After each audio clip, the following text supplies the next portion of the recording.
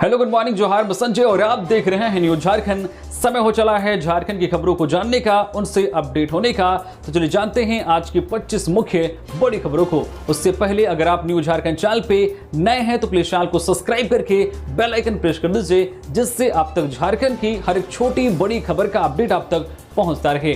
तो चलिए शुरुआत करते हैं आज की पहली और महत्वपूर्ण बड़ी खबर से। आज होगी हेमंत कैबिनेट की अहम बैठक, मानसून सत्र समेत कई बड़े प्रस्तावों पर लग सकती है मुहर। मुख्यमंत्री हेमंत सोरेन की अध्यक्षता में आज दोपहर 3 बजे प्रोजेक्ट भवन में झारखंड कैबिनेट की महत्वपूर्ण बैठक होगी। बैठक में सबसे अधिक नजर विधानसभा के मानसून सत्र को लेकर संभावित फैसले पर रहेगी। यदि प्रस्ताव कैबिनेट के समक्ष आता है तो मानसून सत्र की तिथि और अवधि पर मुहर लग सकती है। इसके अलावा शिक्षा, पेयजल, स्वास्थ्य और जनहित से जुड़े कई अहम प्रस्तावों पर भी चर्चा होने की संभावना है। सरकारी सूत्रों के अनुसार बैठक में करीब 2 दर्जन प्रशासनिक, वित्तीय और विकास योजनाओं से जुड़े प्रस्ताव भी पेश किए जा सकते हैं। खूंटी में करंट लगने से 2 छात्रों की मौत, भगवान जगन्नाथ का रथ हाईटेंशन बिजली तार की चपेट में आया, छात्र रथ को लगा रहे थे धक्का। खूंटी जिले के तोरपा थाना क्षेत्र में सोमवार को एक दर्दनाक हादसे में 2 छात्रों की जान चली गई, जबकि 6 अन्य घायल हो गए। जानकारी के अनुसार भगवान जगन्नाथ का रथ सड़क किनारे करने के लिए कुछ स्कूली छात्र उससे धक्का लगा रहे थे। इसी दौरान रथ का ऊपरी हिस्सा ऊपर से गुजर रहे 11,000 वोल्ट के हाईटेंशन बिजली तार के संपर्क में आ गया। देखते ही देखते पूरे रथ में करंट फैल गया और उसे धक्का लगा रहे छात्र इसकी चपेट में आ गए। घटना के बाद मौके पर चीख पुकार मच गई और आसपास के लोग तुरंत बचाव कार्य में जुट गए।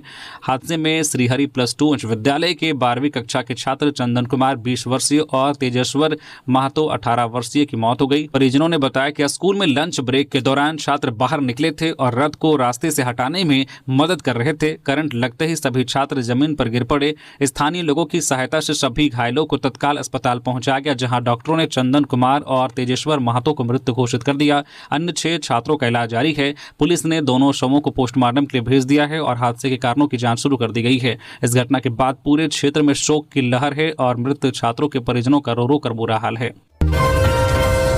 झारखंड में अगले 2 दिन भारी बारिश का अलर्ट, 18 जिलों में येलो वार्निंग, वज्रपात को लेकर भी सतर्क रहने की अपील। झारखंड में मानसून एक बार फिर पूरी तरह से सक्रिय है। सोमवार को राजधानी रांची समेत राज्य के कई हिस्सों में रुक रुक कर बारिश हुई और मौसम का मिजाज बदला रहा। मौसम वैज्ञानिकों के अनुसार अगले 2 दिनों तक राज्य में मानसूनी गतिविधियां तेज रहने की संभावना है। मौसम विभाग ने आज 21 और कल 22 जुलाई को झारखंड के कई जिलों में बारिश का अलर्ट जारी किया है। आज 21 जुलाई को रांची, रामगढ़, बोकारो, धनबाद, गिरिडीह, देवघर, दुमका, जामताड़ा, गोड्डा, साहिबगंज, पूर्वी सिंहभूम, पश्चिमी सिंहभूम और सरायकेला खरसावां समेत करीब 18 जिलों में भारी बारिश और वज्रपात को लेकर येलो अलर्ट जारी किया गया है। इस दौरान 30 से 40 किलोमीटर प्रति घंटे की रफ्तार से तेज हवा चलने और गरज चमक के साथ बारिश की संभावना है। वही 22 जुलाई को भी बारिश की तीव्रता में हालांकि थोड़ी कमी आ सकती है, लेकिन राज्य के अधिकांश जिलों में बादल छाए रहने और हल्की से मध्यम बारिश का सिलसिला जारी रहने का अनुमान है। मौसम विभाग ने लोगों से खराब मौसम के दौरान सतर्क रहने, खुले स्थानों और पेड़ों के नीचे नहीं जाने की अपील की गई है। वही किसानों के लिए यह बारिश राहत लेकर आई है, क्योंकि खेतों में नमी बढ़ने से धान की रोपाई में भी मदद मिलेगी। गिरिडीह में जंगली मशरूम खाने से एक ही परिवार के 6 लोग बीमार, सदर अस्पताल में भर्ती। गिरिडीह जिले के गांडी थाना क्षेत्र के झरगट्टा गांव में सोमवार को जंगली मशरूम खाने से एक ही परिवार के 6 सदस्य फूड पॉइजनिंग का शिकार हो गए। बीमारों में 50 वर्षीय दशरथ गोस्वामी, 45 वर्षीय गीता देवी, 25 वर्षीय विशाल गोस्वामी, 19 वर्षीय कृष्णा गोस्वामी, 18 वर्षीय नेहा कुमारी और 4 वर्षीय अर्चना कुमारी शामिल हैं। परिजनों के अनुसार सभी ने दोपहर में जंगल से लाए गए मशरूम की सब्जी खाई थी, जिसके बाद कुछ ही देर में उन्हें उल्टी, पेट दर्द, घबराहट और बेचैनी की शिकायत होने लगी।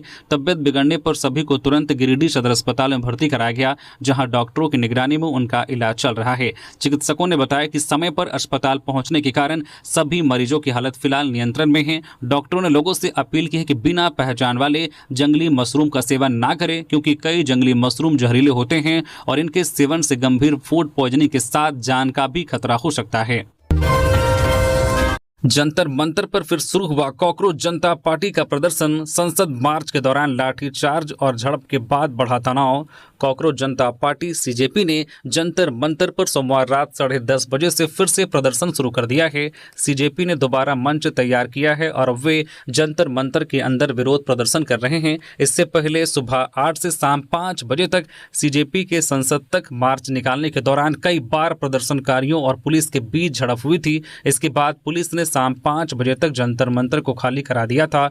दरअसल प्रदर्शनकारियों ने सुबह 10 बजे बैरिकेड तोड़कर संसद की ओर मार्च किया था। आंदोलनकारी जंतर मंतर से संसद मार्ग, जनपद चौराहा, वॉर मेमोरियल, कर्तव्य पथ, विजय चौक होते हुए संसद के करीब पहुंचे थे। संसद में घुसने की कोशिश की, जिसके बाद संसद की सुरक्षा बढ़ा दी गई। मुख्य द्वार बंद कर दिया गया। पुलिस ने आंसू गैस के गोले छोड़े। देर शाम को पथराव की तस्वीरें भी सामने आई। इसमें 50 से ज्यादा प्रदर्शनकारी घायल हुए। वहीं इतने पुलिसकर्मियों के भी घायल होने की सूचना है। सीजेपी ने आरोप लगाया कि निहत्थे पुलिसकर्मियों पर पुलिस ने लाठीचार्ज और आंसू गैस के गोले दागे। इस दौरान कई लोगों के घायल होने की तस्वीरें भी सामने आई। झारखंड के जंगलों का बनेगा डिजिटल रिकॉर्ड। महुआ, चिरौंजी जैसे पौधों से ग्रामीणों को मिलेगा लाभ। सीएम हेमंत सोरेन ने दिए निर्देश। मुख्यमंत्री हेमंत सोरेन ने वन, पर्यावरण एवं जलवायु परिवर्तन विभाग की समीक्षा बैठक में सोमवार को राज्य के सभी वन क्षेत्रों का डिजिटल रिकॉर्ड तैयार करने के निर्देश दिए। उन्होंने कहा कि झारखंड के जंगलों की स्थिति, सीमाओं और बदलाव की जानकारी एक क्लिक पर उपलब्ध होनी चाहिए। इसके लिए वन क्षेत्रों का डिजिटल मैप तैयार कर पूरी जानकारी ऑनलाइन सिस्टम में दर्ज करने को कहा गया है। मुख्यमंत्री ने भी निर्देश दिया है कि पौधारोपण सिर्फ संख्या बढ़ाने के लिए नहीं, बल्कि पर्यावरण संरक्षण और ग्रामीणों की आजीविका को ध्यान में रखकर किया जाए। बैठक में मुख्यमंत्री ने महुआ, जामुन, करंज, पलास, कुसुम, अर्जुन, आंवला और चिरौंजी जैसे उपयोगी पौधों के बड़े पैमाने पर रोपण पर जोर दिया। उन्होंने कहा कि इससे ग्रामीणों को वन उपज, तसर और लाख उत्पादन के जरिए आर्थिक लाभ मिलेगा। इसके अलावा लंबित वन पट्टा मामलों के जल्द निपटारे, हाथी हमलों से प्रभावित परिवारों को मुआवजा, काजू और बांस की खेती को बढ़ावा देने तथा इको टूरिज्म में विकसित करने के निर्देश दिए गए हैं। मुख्यमंत्री ने वन अधिकारियों से योजनाओं की प्रगति की जानकारी लेते हुए पर्यावरण संरक्षण से जुड़े कार्यों में तेजी लाने को कहा गया है। गुमला में झाड़ फूक के चक्कर में गई 10 वर्षीय छात्रा की जान। गुमला में 24 घंटे के भीतर सांप काटने की 6 घटनाएं। गुमला जिले के सदर थाना क्षेत्र के कोयंजारा बरटोली में सांप के काटने से चौथी कक्षा की 10 वर्षीय छात्रा संजीत कुमारी की सोमवार को मौत हो गई। परिजनों के अनुसार रविवार देर रात सोते समय उसे सांप ने काट लिया था। रात में अस्पताल ले जाने के बजाय परिजन उसे गाँव में झाड़ फूक और जड़ी बूटी के सहारे इलाज कराते रहे। सुबह तबियत बिगड़ने पर सदर अस्पताल गुमला ले जाया गया, जहाँ डॉक्टरों ने उसे मृत घोषित कर दिया। पुलिस ने पोस्टमार्टम के बाद 100 परिजनों को सौंप दिया है और मामले की जांच शुरू कर दी गई है। इधर पिछले 24 घंटे में जिले के अलग अलग प्रखंडों में सांप काटने की 5 अन्य घटनाएं भी सामने आई है। रायडी, सिसई, घाघरा और सदर थाना क्षेत्र के 5 लोग सांप के काटने से घायल हुए हैं। सभी को समय पर सदर अस्पताल गुमला में भर्ती कराया गया, जहां उनका इलाज जारी है। अधिकांश घटनाएं धान की रोपाई, खेत में काम करने और जंगल से रुगड़ा चुनकर लौटने के दौरान हुई है। स्वास्थ्य विभाग ने बरसात के मौसम में सांप काटने की स्थिति में झाड़ फूक के बजाय तुरंत अस्पताल पहुंचने की अपील की है। गोड्डा में सरिया लदा ट्रैक्टर पलटा, चालक और खलासी की मौत। गोड्डा जिले के मुफस्सिल थाना क्षेत्र के ककना के पास NH 133 4 लेन पर सोमवार को सरिया लदा एक ट्रैक्टर अनियंत्रित होकर पलट गया। इस भीषण हादसे में 40 वर्षीय चालक सुनील महतो और 37 वर्षीय खलासी निवास बावरी की ट्रैक्टर के इंजन के नीचे दबने से मौके पर ही मौत हो गई। वही ट्रैक्टर के डाले में बैठे 2 अन्य लोग समय रहते कूद गए, जिससे उनकी जान बच गई। स्थानीय लोगों के अनुसार ट्रैक्टर तेज रफ्तार में था और अधिक भार होने के कारण अनियंत्रित होकर पलट गया। हादसे की सूचना मिलते ही पुलिस मौके पर पहुंची और दोनों शवों को पोस्टमार्टम के लिए गोड्डा सदर अस्पताल भेज दिया। मृतक सुनील महतो और निवास बावरी अपने अपने परिवार के एकमात्र कमाऊ सदस्य थे और दोनों के 2-2 छोटे बच्चे हैं। पुलिस ने ट्रैक्टर मालिक की पहचान कर मामले की जांच शुरू कर दी है। मुफस्सिल थाना प्रभारी आनंद शाह ने हादसे की पुष्टि करते हुए बताया है कि दुर्घटना के कारणों की जांच की जा रही है। सोनम वांगचुक के समर्थन में रांची में प्रदर्शन। केंद्रीय शिक्षा मंत्री के इस्तीफे की उठी मांग। लद्दाख के सामाजिक कार्यकर्ता सोनम वांगचुक के समर्थन और केंद्रीय शिक्षा मंत्री धर्मेंद्र प्रधान के इस्तीफे की मांग को लेकर सोमवार को राजधानी रांची के अल्बर्ट एक्का चौक पर विभिन्न छात्र, युवा संगठनों, भारतीय कम्युनिस्ट पार्टी, CPI, भाकपा माले और आम आदमी पार्टी के कार्यकर्ताओं ने प्रदर्शन किया। प्रदर्शनकारियों ने केंद्र सरकार के खिलाफ नारेबाजी करते हुए शिक्षा व्यवस्था में पारदर्शिता, छात्रों के अधिकार और लोकतांत्रिक मूल्यों बेटियों की रक्षा की मांग उठाई। उनका आरोप था कि छात्रों और युवाओं से जुड़े मुद्दों की लगातार अनदेखी की जा रही है और उनकी समस्याओं के समाधान के बजाय उनकी आवाज को दबाने की कोशिश की जा रही है। प्रदर्शन के दौरान विभिन्न संगठनों के नेताओं ने शिक्षा व्यवस्था में सुधार और छात्रों के हितों की रक्षा के लिए ठोस कदम उठाने की मांग की। उन्होंने कहा कि सरकार को लोकतांत्रिक मूल्यों का सम्मान करते हुए युवाओं और छात्रों की बात सुननी चाहिए। प्रदर्शन कुछ समय तक अल्बर्ट एक्का चौक पर जारी रहा, जिससे यातायात भी प्रभावित हुआ। हालांकि पुलिस की मौजूदगी में कार्यक्रम शांतिपूर्ण ढंग से संपन्न हुआ। प्रदर्शनकारियों ने चेतावनी दी है कि यदि उनकी मांगों पर जल्द सकारात्मक पहल नहीं की गई तो आंदोलन को राज्य भर में और व्यापक रूप दिया जाएगा। जेपीएससी पीटी परीक्षा में धांधली का आरोप, भाजयुमो 22 जुलाई को करेगा आयोग कार्यालय का घेराव। 14वीं जेपीएससी पीटी परीक्षा के परिणाम को लेकर विवाद गहराता जा रहा है। भाजपा प्रदेश अध्यक्ष आदित्य साहू ने परीक्षा प्रक्रिया में गड़बड़ी और पारदर्शिता की कमी का आरोप लगाते हुए कहा कि लाखों अभ्यर्थियों के भविष्य से जुड़े इस मामले में पूरी प्रक्रिया निष्पक्ष होनी चाहिए। उन्होंने दावा किया है कि जारी मार्कशीट पर संबंधित अधिकारियों के हस्ताक्षर नहीं है।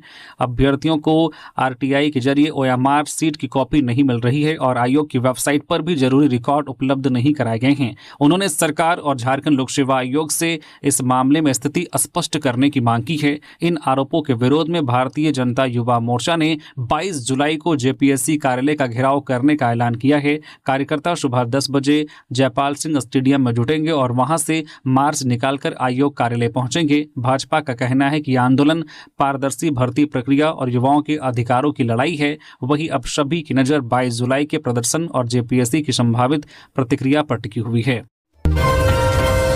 मानदेय बढ़ाने की मांग को लेकर जल सहियाओं का धरना, सचिवालय घेराव की चेतावनी। गढ़वा में जल सहिया संघर्ष समिति की ओर से अपनी मांगों को लेकर उपायुक्त कार्यालय के सामने एक दिवसीय धरना दिया गया। धरना में जल सहिया कर्मचारी संघ के पदाधिकारी और बड़ी संख्या में कार्यकर्ता शामिल हुए। संघ की प्रदेश अध्यक्ष गायत्री देवी ने कहा कि जल सहियाओं को काफी कम मानदेय में काम करना पड़ रहा है, जो आर्थिक शोषण के बराबर है। उन्होंने सरकार से जल सहियाओं का मानदेय बढ़ाकर 18,000 रुपये करने की मांग की है और चेतावनी दी कि मांगे पूरी नहीं हुई तो अगले महीने रांची में मुख्यमंत्री सचिवालय का घेराव किया जाएगा। धरना के दौरान जल सहियाओं ने बकाया मानदेय का भुगतान, न्यूनतम 18,000 रुपये मानदेय, स्वास्थ्य बीमा और आयुष्मान कार्ड का लाभ देने सहित अन्य मांगे रखी गई। वक्ताओं ने कहा कि जल सहिया ग्रामीण क्षेत्रों में पेयजल व्यवस्था से जुड़े महत्वपूर्ण कार्य करती है, लेकिन उन्हें उचित सम्मान और सुविधा नहीं मिल रही है। कार्यक्रम के अंत में मुख्यमंत्री के नाम मांग पत्र उपायुक्त को सौंपा गया। संघ ने साफ कहा है कि जब तक उनकी मांगों पर सकारात्मक निर्णय नहीं लिया जाता तब तक आंदोलन जारी रहेगा। एमजीएम के होमगार्ड जवानों को 4 माह का बकाया वेतन मिलेगा। महिला जवान का वीडियो वायरल होने के बाद सरकार ने जारी किए 3 करोड़ 61 लाख रुपए। जमशेदपुर के एमजीएम अस्पताल में तैनात एक महिला होमगार्ड जवान का 4 महीने से वेतन नहीं मिलने की पीड़ा बयां करता रोते हुए वीडियो सोशल मीडिया पर वायरल होने के बाद मामले में तेजी से कार्रवाई हुई है। राज्य सरकार ने एमजीएम अस्पताल के होमगार्ड जवानों और आउटसोर्सिंग कर्मचारियों के लंबित वेतन भुगतान के लिए 3 करोड़ 61 लाख रुपए जारी कर दिए हैं। अधिकारियों के मुताबिक 1-2 दिनों के भीतर यह राशि कर्मचारियों के बैंक खातों में पहुंच जाएगी। 4 महीने से वेतन नहीं मिलने के कारण कर्मचारी आर्थिक संकट से जूझ रहे थे। वायरल वीडियो के बाद जमशेदपुर पश्चिम के विधायक सरयू राय ने स्वास्थ्य मंत्री डॉक्टर इरफान अंसारी से बातचीत कर बकाया वेतन जल्द जारी करने की मांग की थी। स्वास्थ्य मंत्री के आश्वासन के बाद सरकार ने राशि जारी कर दी। सरयू राय ने इसके लिए स्वास्थ्य मंत्री का आभार जताया और कहा है कि इससे कर्मचारियों को बड़ी राहत मिलेगी। वहीं स्वास्थ्य विभाग ने राज्य के मेडिकल कॉलेजों के लिए भी 65 करोड़ रुपए जारी किए हैं, जिसमें एमजीएम मेडिकल कॉलेज अस्पताल समेत अन्य संस्थानों के आउटसोर्सिंग कर्मचारियों के लंबित भुगतान को प्राथमिकता दी जाएगी। सीजेपी प्रतिनिधि मंडल ने जेपी नड्डा से की मुलाकात, धर्मेंद्र प्रधान के इस्तीफे समेत 3 प्रमुख मांगे रखी। दिल्ली में जारी प्रदर्शन के बीच सीजेपी कॉकरोच जनता पार्टी के प्रतिनिधि मंडल ने केंद्रीय मंत्री एवं भाजपा अध्यक्ष जेपी नड्डा से मुलाकात कर अपनी प्रमुख मांगे उनके सामने रखी। प्रतिनिधि मंडल के सदस्य सौरभ दास ने बताया कि सरकार की ओर से मांगों पर आगे बातचीत का आश्वासन दिया गया है, हालांकि अभी किसी भी मांग पर अंतिम निर्णय नहीं लिया गया है। प्रतिनिधि मंडल ने केंद्रीय शिक्षा मंत्री धर्मेंद्र प्रधान के इस्तीफे या उन्हें पद से हटाने, हाल की छात्र घटनाओं से प्रभावित परिवारों को उचित मुआवजा देने तथा सोनम वांगचुक को वापस जंतर मंतर लाकर उनका अनशन समाप्त कराने की मांग रखी। सौरभ दास ने बताया कि वह और आशुतोष रांका कई घंटों तक जेपी नड्डा के आवास पर मौजूद रहे और विस्तार से सभी मुद्दों पर चर्चा की। उन्होंने कहा कि जब तक उनकी मांगों पर ठोस निर्णय नहीं लिया जाता तब तक उनका शांतिपूर्ण प्रदर्शन जारी रहेगा। वहीं जेपी नड्डा ने कहा कि प्रतिनिधिमंडल के साथ सकारात्मक माहौल में बातचीत हुई है और उनकी सभी मांगों पर गंभीरता से सुना गया है। उन्होंने भरोसा दिलाया है कि इन मुद्दों पर आगे भी चर्चा जारी रहेगी और प्रदर्शनकारियों से शांतिपूर्ण तरीके से अपना आंदोलन समाप्त करने की अपील की। परीक्षा कल थी, ईमेल आ जाया, जेएसएससी की तकनीकी चूक से छूटा अभ्यर्थी का एग्जाम, पीड़ित ने की जांच की मांग। झारखंड कर्मचारी चयन आयोग जेएसएससी की फील्ड वर्कर प्रतियोगी परीक्षा 2024 में एक अभ्यर्थी तकनीकी गड़बड़ी के कारण परीक्षा में शामिल नहीं हो सका। अभ्यर्थी मयंक कुमार का आरोप है कि आयोग की ओर से एडमिट कार्ड डाउनलोड करने की सूचना समय पर नहीं मिली, जिसके चलते उसकी परीक्षा छूट गई। मयंक के अनुसार परीक्षा 19 जुलाई को थी, लेकिन उन्हें एडमिट कार्ड को लेकर कोई ईमेल या सूचना नहीं मिली। परीक्षा समाप्त होने के बाद 20 जुलाई की सुबह 9:54 पर उनके ईमेल पर एडमिट कार्ड डाउनलोड करने का संदेश आया। मयंक कुमार ने इसे परीक्षा व्यवस्था से जुड़ी गंभीर लापरवाही बताते हुए जेएसएससी से मामले की जांच की मांग की है। उन्होंने कहा कि डिजिटल सिस्टम में हुई इस तकनीकी खामी की वजह से उनका भविष्य प्रभावित हुआ है। उन्होंने आयोग से व्यवस्था में सुधार की अपील की है ताकि आगे किसी अन्य अभ्यर्थी को ऐसी परेशानी का सामना न करना पड़े। झारखंड में अपात्र राशन कार्डधारियों पर सख्ती, नोटिस जारी, अधिकारियों की जवाबदेही पर भी उठे सवाल। झारखंड में लाल और पीला राशन कार्ड के कथित अपात्र लाभुकों के खिलाफ कार्रवाई तेज कर दी गई है। केंद्र सरकार से मिले केपीएल डेटा के आधार पर ऐसे कार्डधारियों को राशन कार्ड सरेंडर करने, जुर्माना जमा करने या अपना पक्ष रखने के नोटिस भेजे जा रहे हैं। सरकार का कहना है कि जिन लोगों की वार्षिक आय या सीबीडीटी के रिकॉर्ड में 6 लाख रुपए से अधिक पाई गई है, उन्हें राष्ट्रीय खाद्य सुरक्षा अधिनियम और प्रधानमंत्री गरीब कल्याण अन्न योजना के तहत अपात्र माना गया है। गलत जानकारी देकर राशन कार्ड बनवाने वालों के खिलाफ वसूली और कानूनी कार्रवाई भी की जाएगी। इधर इस कार्रवाई के बीच राशन कार्ड जारी करने की प्रक्रिया और संबंधित अधिकारियों की जवाबदेही पर भी सवाल उठने लगे हैं। जानकारों का कहना है कि राशन कार्ड जारी करने की अंतिम अनुशंसा संबंधित मार्केटिंग अफसर करते हैं, इसलिए यदि अपात्र लोगों को कार्ड मिला है तो जिम्मेदार अधिकारियों की भूमिका की भी जांच होनी चाहिए। फिलहाल जिला स्तर पर केपीएल डेटा के आधार पर सत्यापन और कार्रवाई की प्रक्रिया जारी है। पेपर लीक मामले को लेकर छात्रों ने फूंका केंद्रीय शिक्षा मंत्री का पुतला। प्रतियोगी परीक्षाओं में देश के विभिन्न राज्यों में हो रहे पेपर लीक मामलों के खिलाफ दिल्ली के जंतर मंतर पर हो रहे आंदोलन के समर्थन में सोमवार को हजारीबाग में भी छात्रों ने पैदल मार्च निकाला।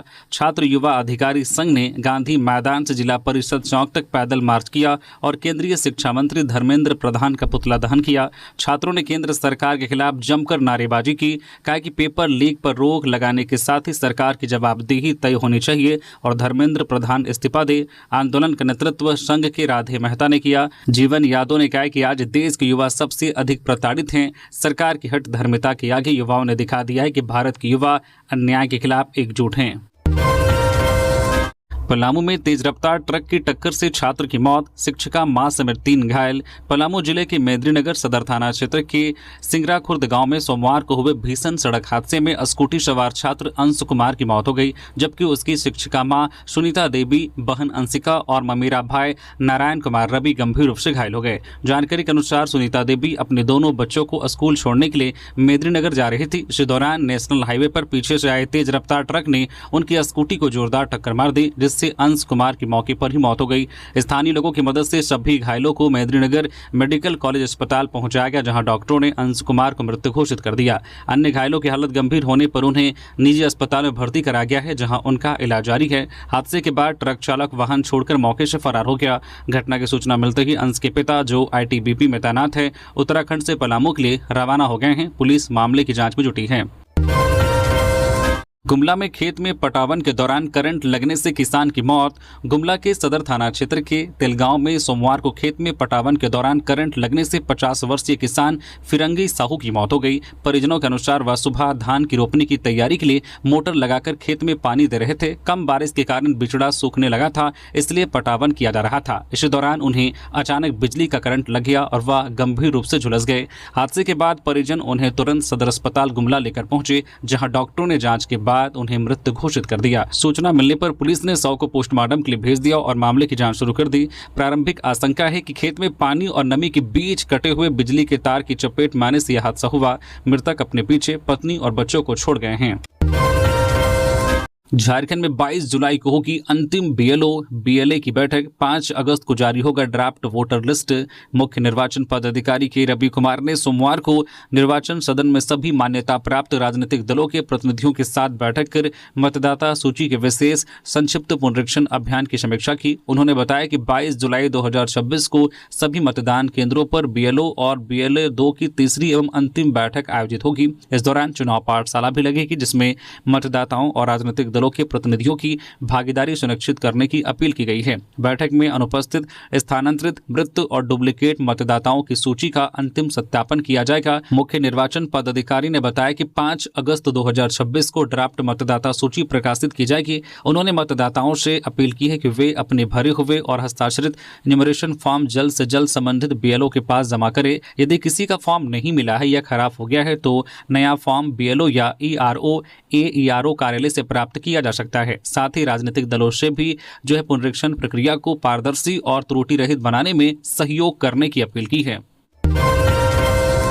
रांची में पहली बार डूरंड कप की मेजबानी। 26 जुलाई को CM करेंगे उद्घाटन। दर्शकों को मिलेगा मुक्त प्रवेश। राजधानी रांची पहली बार एशिया के सबसे पुराने फुटबॉल टूर्नामेंट डूरंड कप 2026 की मेजबानी करने जा रही है। सोमवार को खेल निदेशक छवि रंजन ने बताया कि 135वें डूरंड कप का उद्घाटन 26 जुलाई को मुख्यमंत्री हेमंत सोरेन करेंगे। टूर्नामेंट के match Birsa Munda football stadium में खेले जाएंगे और दर्शकों के लिए प्रवेश पूरी तरह से निःशुल्क रहेगा। मुक्त टिकटों का वितरण 22 जुलाई से 16 अगस्त तक सुबह 11 से शाम 4 बजे तक किया जाएगा। एक व्यक्ति को अधिकतम 4 टिकट दिए जाएंगे। डूरंड कप की शुरुआत वर्ष 1888 में हुई थी और यह एशिया का सबसे पुराना तथा दुनिया का तीसरा सबसे पुराना फुटबॉल टूर्नामेंट है। इस बार 24 टीमें 5 मेजबान शहरों में खिताब के लिए मुकाबला करेंगी, जिनमें इंडियन सुपर लीग, भारतीय सशस्त्र बलों और विदेशी सैन्य टीमों की टीमें शामिल हैं। टूर्नामेंट के दौरान सुरक्षा के कड़े इंतजाम रहेंगे। प्रशासन ने दर्शकों से समय से पहले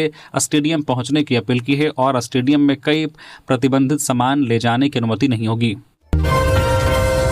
JPSC PT रिजल्ट पर भाजपा का हमला। विधायक आलोक चौरसिया बोले, सड़क से सदन तक होगा आंदोलन। झारखंड लोक सेवा आयोग JPSC की PT परीक्षा के रिजल्ट और कट ऑफ को लेकर भाजपा ने राज्य सरकार और आयोग पर सवाल उठाए हैं। सोमवार को भाजपा युवा मोर्चा की ओर से आयोजित प्रेस कॉन्फ्रेंस में विधायक आलोक चौरसिया, जिला अध्यक्ष अमित तिवारी और युवा मोर्चा के जिला अध्यक्ष डॉक्टर विपुल गुप्ता ने रिजल्ट की निष्पक्षता पर सवाल उठाए। विधायक आलोक चौरसिया ने आरोप लगाया कि राज्य की कई एजेंसियां भ्रष्टाचार की चपेट में हैं और शिक्षा व्यवस्था की स्थिति लगातार खराब होती जा रही है। उन्होंने कहा कि JPSC का रिजल्ट इसी व्यवस्था की तस्वीर पेश करता है। आलोक चौरसिया ने कहा कि भाजपा इस मुद्दे पर चुप नहीं बैठेगी और सड़क से लेकर सदन तक आंदोलन करेगी। उन्होंने बताया है कि पलामू सहित राज्य के विभिन्न जिलों में बड़ी संख्या में कार्यकर्ता और छात्र रांची पहुंचकर विरोध प्रदर्शन करेंगे। वहीं जिला अध्यक्ष अमित तिवारी ने आरोप लगाया है कि JPSC परीक्षा में बड़े स्तर पर गड़बड़ियां हुई है, जबकि युवा मोर्चा के अध्यक्ष डॉक्टर विपुल गुप्ता ने कहा कि छात्रों की शिकायतों को नजरअंदाज किया जा रहा है। उन्होंने निष्पक्ष जांच कर अभ्यर्थियों की चिंताओं का समाधान करने की मांग की है। रांची एयरपोर्ट ने स्वच्छता और सेवा गुणवत्ता में लगाई लंबी छलांग। राष्ट्रीय स्तर पर तीसरा स्थान हासिल। बिरसा मुंडा एयरपोर्ट रांची ने स्वच्छता, यात्री सुविधाओं और बेहतर सेवा व्यवस्था के दम पर राष्ट्रीय स्तर पर बड़ी उपलब्धि हासिल की है। भारतीय विमानपत्तन प्राधिकरण AAI के एयरपोर्ट सर्विस क्वालिटी ग्राहक संतुष्टि सर्वे में रांची एयरपोर्ट को 5 में से 4.96 अंक मिले हैं। इस प्रदर्शन के साथ रांची एयरपोर्ट देश के 63 छोटे और मध्यम श्रेणी के एयरपोर्ट्स में संयुक्त रूप से तीसरे स्थान पर पहुंच गया है। यात्रियों को बेहतर अनुभव देने के लिए टर्मिनल भवन, चेक इन काउंटर, सुरक्षा जांच केंद्र, प्रतीक्षालय, शौचालय और बैगेज एरिया में साफ सफाई और सुविधाओं पर विशेष ध्यान दिया जा रहा है। एयरपोर्ट प्रबंधन का कहना है कि यात्रियों की सुविधा, स्वच्छ वातावरण और बेहतर सेवाएं उनकी प्राथमिकता है और सुविधाओं में लगातार सुधार जारी रहेगा। रांची एयरपोर्ट की रैंकिंग में यह सुधार लगातार किए जा रहे प्रयासों का नतीजा है। दिसंबर 2024 के सर्वे में मिले 4.96 अंकों में सुधार करते हुए एयरपोर्ट ने 1.5 साल के भीतर राष्ट्रीय स्तर पर तीसरा स्थान हासिल किया। इस दौरान रांची एयरपोर्ट ने ग्वालियर, गया, अयोध्या, जम्मू, लेह, अगरतला और जबलपुर जैसे कई एयरपोर्ट्स को पीछे छोड़ा है। हजारीबाग में एसआईआर के दौरान स्कूली बच्चों से फॉर्म बंटवाने का आरोप, चुनावी प्रक्रिया पर उठे सवाल। झारखंड में इन दिनों विशेष गहन पुनरीक्षण एसआईआर की प्रक्रिया चल रही है। दावा किया जा रहा है कि मतदाता सूची को पारदर्शी और निष्पक्ष बनाने के लिए पूरा प्रशासनिक तंत्र सक्रिय है, लेकिन सोमवार को हजारीबाग के कोर्रा क्षेत्र के बूथ संख्या 372 और 373 से सामने आई तस्वीर कई गंभीर सवाल खड़े करती है। तस्वीरों में स्कूल के बच्चे एसआईआर फॉर्म बांटते दिखाई दे रहे हैं। सवाल यह है कि जिस जिम्मेदारी को निभाने के लिए निर्वाचन आयोग, बीएलओ और सरकारी कर्मचारियों की नियुक्ति की है, वह काम आखिर बच्चों से क्यों कराया जा रहा है? क्या बच्चों की जगह अब प्रशासनिक जिम्मेदारियां निभाने के लिए तय कर दी गई है? क्या चुनाव जैसी संवेदनशील प्रक्रिया में बाल श्रम जैसी स्थिति को सामान्य माना जाना चाहिए? यदि नहीं, तो फिर यह लापरवाही किसकी है? कोडरमा में बांस चोरी के शक में युवक की हत्या, पिटाई के बाद इलाज के दौरान मौत।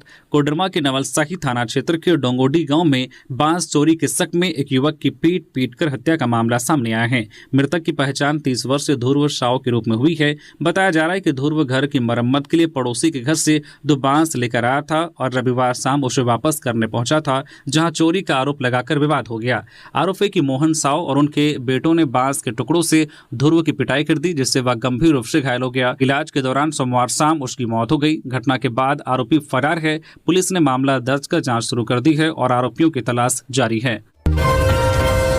छात्रों पर लाठीचार्ज की जेएलकेएम ने की निंदा। जंतर मंतर पर शांतिपूर्ण आंदोलन और संसद मार्च कर रहे छात्रों पर पुलिसिया लाठीचार्ज की झारखंड लोकतांत्रिक क्रांतिकारी मोर्चा जेएलकेएम ने निंदा की है। जेएलकेएम के केंद्रीय वरीय उपाध्यक्ष व छात्र नेता देवेंद्र नाथ महतो ने कहा कि लाखों छात्र पारदर्शी परीक्षा प्रक्रिया और शिक्षा सुधार की मांग कर रहे हैं। उनकी आवाज सुनने के बजाय बल प्रयोग करना लोकतांत्रिक मूल्यों और संविधान की भावना के पूरी तरह विपरीत है। झारखंड में खुलेगा देश का तीसरा फिल्म एंड टेलीविजन संस्थान, युवाओं को मिलेंगे नए अवसर। झारखंड में देश का तीसरा फिल्म एंड टेलीविजन संस्थान स्थापित होने जा रहा है। यह संस्थान कोलकाता स्थित सत्यजीत राय फिल्म एंड टेलीविजन इंस्टीट्यूट के सहयोग से खोला जाएगा। इसके लिए 22 जुलाई को मुख्यमंत्री हेमंत सोरेन की मौजूदगी में झारखंड फिल्म डेवलपमेंट कॉरपोरेशन और सत्यजीत राय फिल्म एंड टेलीविजन इंस्टीट्यूट के बीच समझौता ज्ञापन MOU पर हस्ताक्षर किया जाएगा। संस्थान का उद्देश्य राज्य में फिल्म निर्माण से जुड़े कुशल प्रोफेशनल तैयार करना और झारखंड के फिल्म व क्रिएटिव सेक्टर को मजबूत करना है।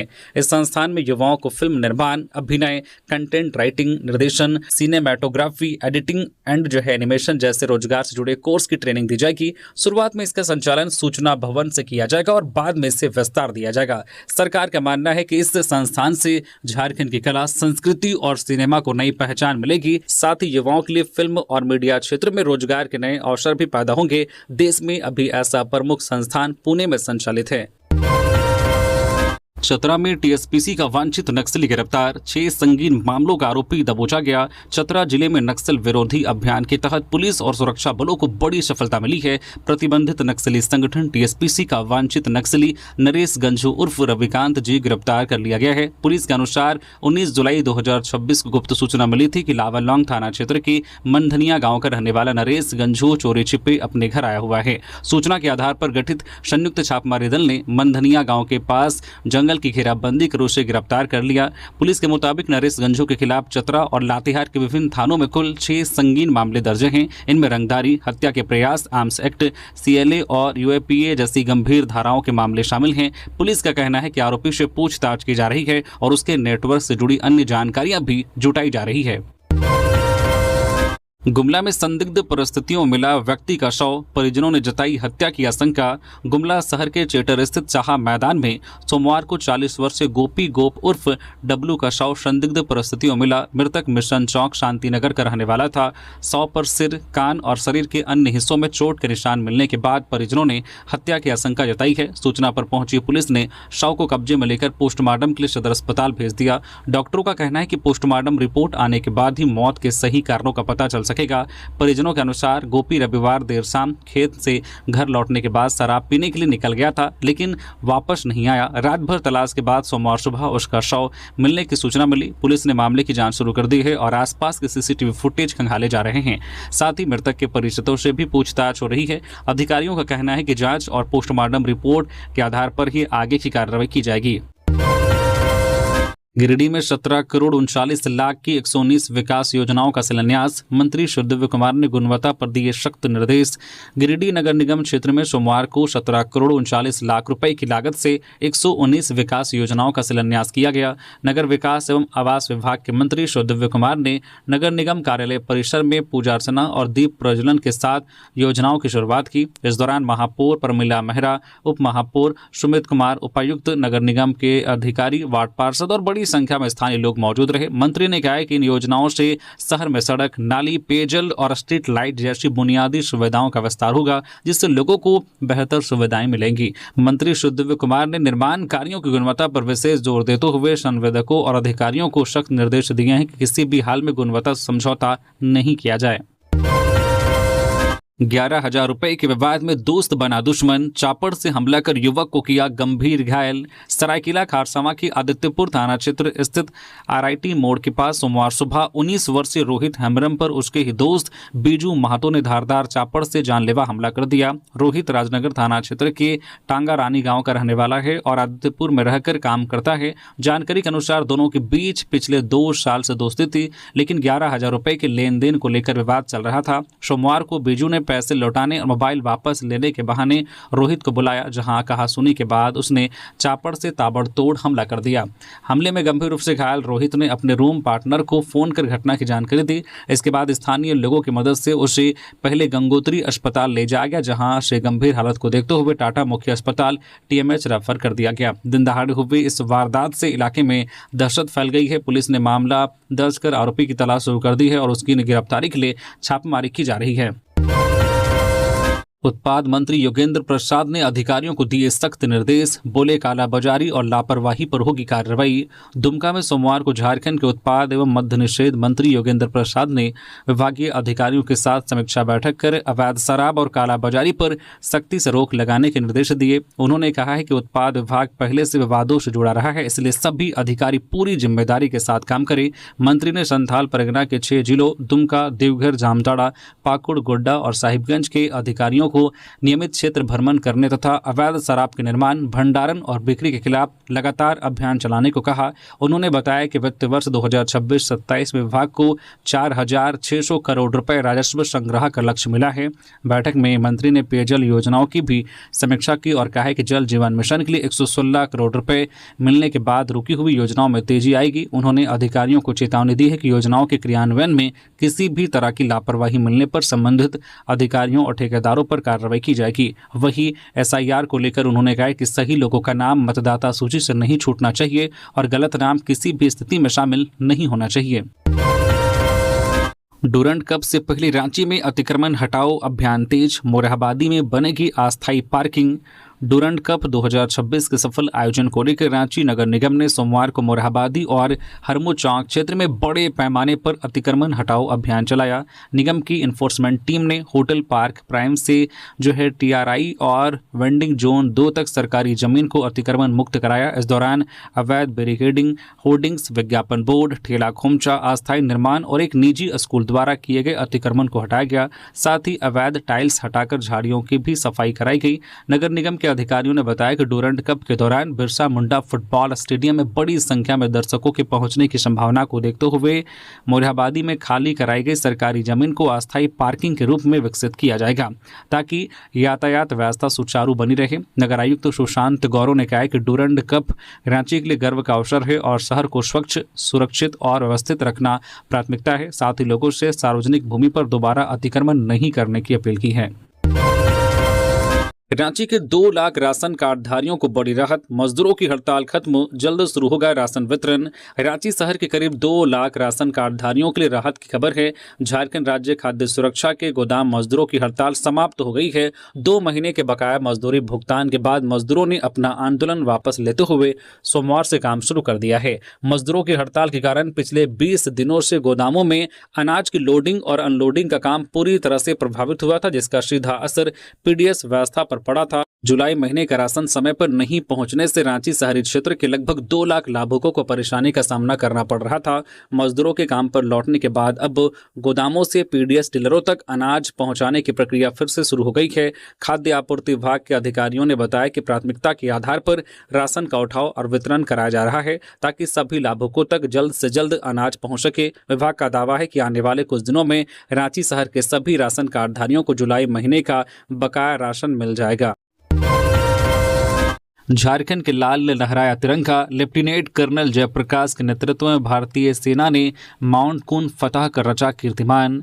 झारखंड सैनिक स्कूल तिरैया के पूर्व छात्र और बोकारो के फुसरो निवासी लेफ्टिनेंट कर्नल जयप्रकाश कुमार के नेतृत्व में भारतीय सेना के 28 सदस्यीय दल ने 17 जुलाई को लद्दाख की 7077 मीटर ऊंची माउंट कून चोटी पर सफलतापूर्वक तिरंगा लहराकर नया कीर्तिमान रच दिया। यह अभियान वर्ष 2027 में प्रस्तावित एवरेस्ट मिशन की तैयारी का हिस्सा है। 5 जून 2026 से शुरू हुए इस अभियान में कठिन मौसम और भारी बर्फबारी के बावजूद टीम ने शानदार प्रदर्शन किया। इस उपलब्धि के साथ भारतीय सेना ने माउंट कून पर एक ही दिन में सबसे अधिक पर्वतारोहियों के पहुंचने का रिकॉर्ड भी अपने नाम किया। अब टीम अगस्त सितंबर 2026 में जो है माउंट शतोपंथ अभियान की तैयारी करेगी। तो ये थी आज की झारखंड की टॉप बड़ी खबरें। इसी तरह से झारखंड की हर एक छोटी बड़ी खबर देखने के लिए आप न्यूज़ झारखंड चैनल को सब्सक्राइब करके बेल आइकन प्रेस कर दीजिए, जिससे अब तक झारखंड की हर एक छोटी बड़ी खबर का अपडेट आप तक पहुंचता रहे। तो अभी के लिए बस इतना ही, हमें दीजिए इजाजत, फिर मिलते हैं किसी और खबरों के साथ। धन्यवाद।